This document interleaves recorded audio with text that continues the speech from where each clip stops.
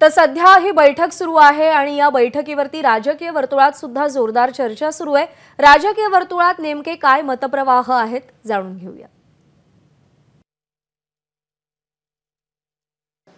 आपल्याला माहिती आहे की उद्धव ठाकरेंच्या वाईट वागणुकीमुळे खरं तर उद्धवजींनी त्याला ढकललेला आहे।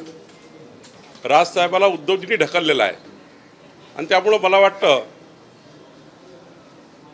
देश कल्याणाकरता राष्ट्र कल्याणाकरता मोदीजीच्या विकसित भारताच्या संकल्पाकरता मोदीजींच्या गॅरंटीवर हा देश पुढे नेण्याकरता राजसाहेबांनी जर काही विचार केला तर आम्ही त्यांचं स्वागतच करू। नाही आनंद आहे। त्याचं कारण असं आहे, कारण जर आम्ही हे सगळे जर एकत्र आलो तर काय चमत्कार घडेल हे विरोधकांनी कळायला लागलेलं आहे, म्हणून त्यांच्या पोटामध्ये भीतीचा गोळा उपटलेला आहे। त्यासाठी आमची जी काय युती होईल ती चांगली होईल आणि व्यवस्थित पार पडेल। सगळ्यांनी व्यवस्थित मिळून जुळून जर चाललं तर आम्हाला काम करायची आवड होईल आणि मग आम्ही त्यांचं स्वागत करू।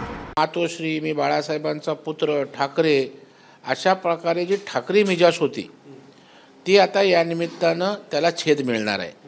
कारण तसं पाहिलं तर बाळासाहेबांनंतर राज ठाकरे यांना मानणारा एक मोठा वर्ग आहे।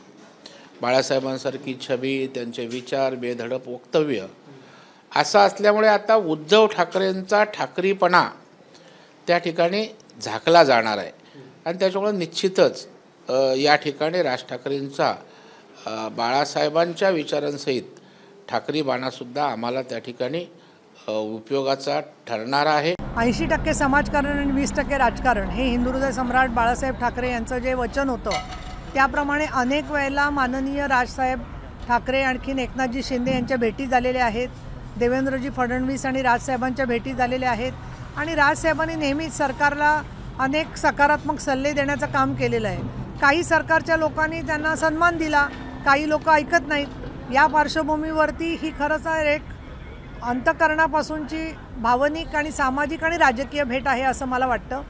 चांगली गोष्ट आहे ना, कारण का आदरणीय राजसाहेब ठाकरेंनी दिल्लीमध्ये जाऊन आमच्या अमित शाह साहेबांची भेट घेतली आणि त्यानंतर एकंदरीत महायुतीमध्ये अगर राजसाहेबांना यायचं असेल तर त्याला एक आकार द्यायला पाहिजे आणि त्या दृष्टिकोनातून ही बैठक होत असेल ही स्वागतार्ह आहे।